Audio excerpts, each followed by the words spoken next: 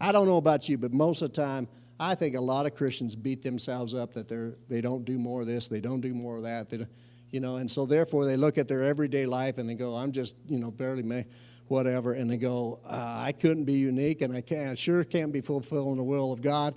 And then you get all the people preaching, come on, get in the will of God, come on, get out of the boat. And all kinds of stuff makes you say, yeah, I knew it. I knew I was screwing up.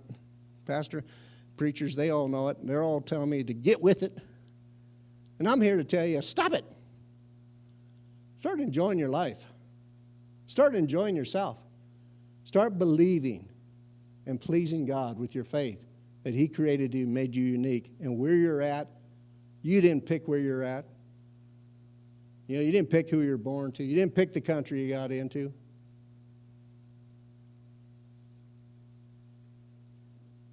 Could it be that God is so great that we're actually where we're supposed to be at the right time?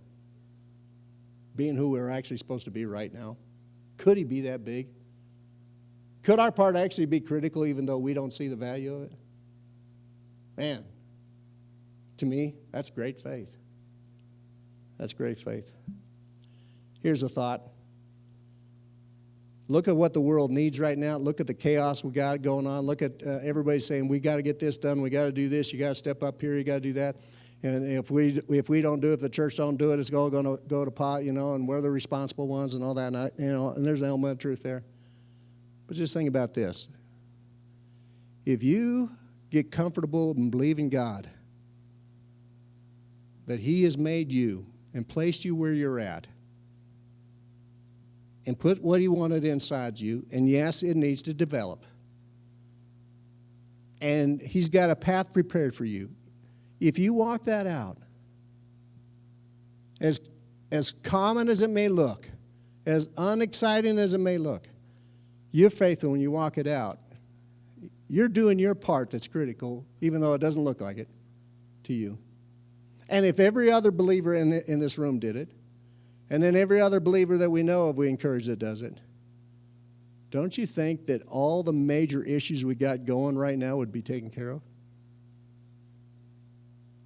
God said, I'm going to fill the earth with my glory. I'm going to have this gospel preached to the end of the earth. I'm going to win.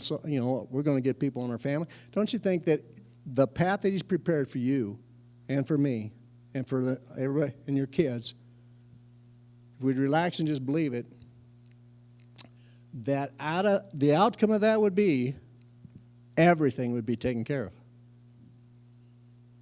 Doesn't that make sense?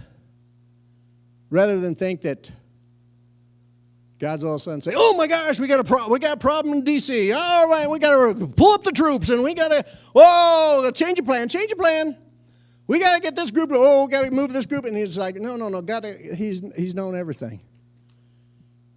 He knows every move the enemy's making. He knows every ambush.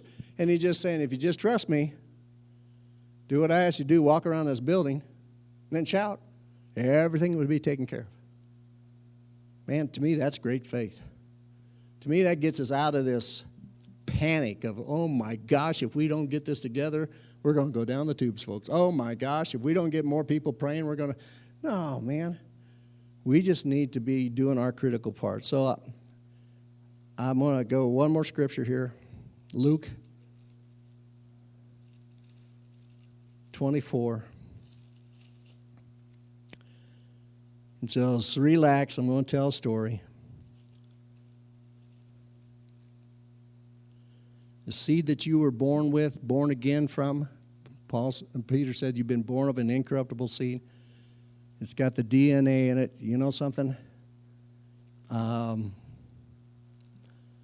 nose is getting bigger, and it's just in my DNA. I'm not trying to make it grow. My hair's getting a little thinner. I'm not pulling it. It's all in the seed. And the seed that got you and I born again has got the plans. It's got the purposes. It's got the provision. It's got everything. We just need to be healthy and just keep on growing. And believe. There is a key word here. You got to believe.